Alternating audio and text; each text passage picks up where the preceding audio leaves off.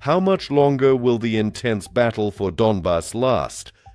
Deep state analysts have calculated the actual pace of the enemy's advance and named the specific date when Russia could reach the borders of the Donetsk region.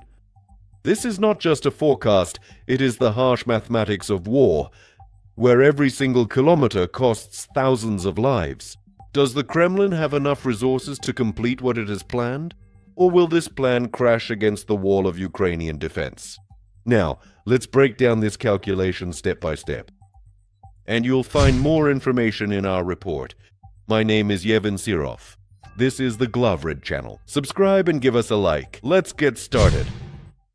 According to Glavred, citing a recent report by the Deep State Analytical Group, the situation at the front as of February 2026 follows its own numerical logic.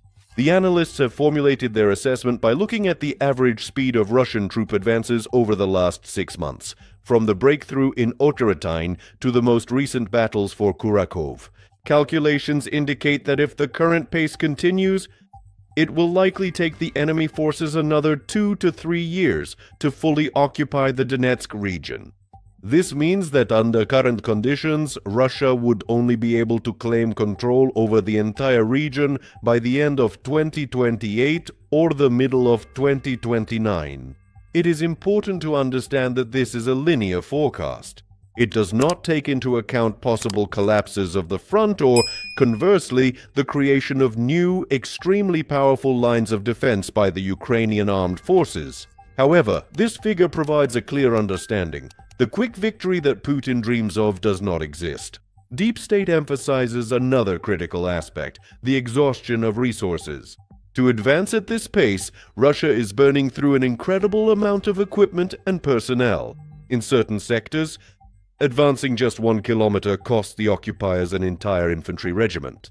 The fundamental question remains whether the Russian economy and mobilization system will be able to sustain this intense operational pace for the next 3 years. Experts note that the enemy is already experiencing a significant shortage of modernized armored combat vehicles, replacing them with decommissioned, obsolete, and outdated Soviet-era equipment. On the other hand, Ukraine is also expending resources.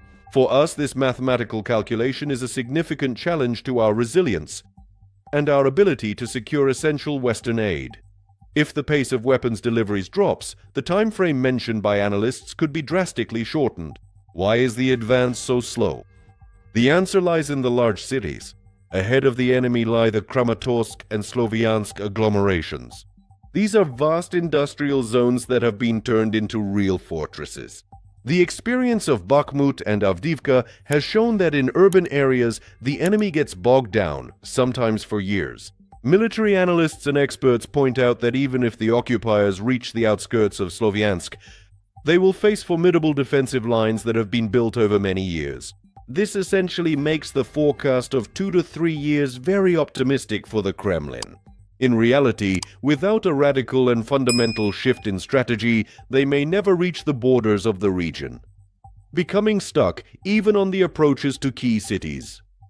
The surrender of Donbas is not the final end of the war, it is the beginning of a new, even bloodier catastrophe. While new peace maps are being drawn up in Trump's offices, leading analysts are sounding the alarm.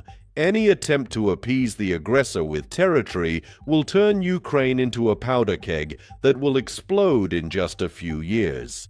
Why is Trump's plan being called a death sentence for Europe? And what shocking consequences are being hidden behind the scenes of diplomacy? We're prepared to share every detail with you right now. And there's additional information in our report. My name is Yevhen Sirov. This is the Glavred channel. Subscribe and hit the like button. Let's get started. In recent days, the so-called peace plan of the Trump administration has been actively discussed in the media space. Its key point is freezing the conflict along the front line, which in practice means leaving the occupied territories of Donbas and Crimea under Russian control. However, analysts whose conclusions are cited by Union warn that such a scenario is a classic trap. History has already seen something similar in 2014 and 2015 with the Minsk agreements. The main risk lies in the fact that Russia does not view these territories as its ultimate goal. For the Kremlin, Donbas is just a springboard. If Ukraine agrees to relinquish these lands in exchange for a fragile truce, we will not achieve a lasting peace, but merely an operational pause. Russia will use this time to rebuild its forces, rearm, and learn from the mistakes of the initial years of the full-scale invasion and strike again. But next time, it will be an attack not on an exhausted army, but on a country whose society will feel deeply betrayed and abandoned. The second factor that is being ignored in Washington is the internal reaction of Ukrainians. The surrender of Donbas could provoke the most powerful political crisis in the history of modern Ukraine. We need to understand, hundreds of thousands of people have been to the front, and millions have lost their homes specifically in the east. A concession of territory without real ironclad security guarantees, such as NATO membership, will be perceived as capitulation. This is a direct path to civil confrontation and destabilization, which is exactly what Putin is counting on. Experts emphasize peace at the expense of territory will not stop the war, but will instead move it from the battlefields to the streets of Ukrainian cities. Moreover, this will send a signal to other dictators around the world. Borders can be changed by force if you are patient and ruthless enough. Trump's plan in this form essentially legitimizes the rule of force over the rule of law. Analysts emphasize Russia has already shifted its economy onto a war footing.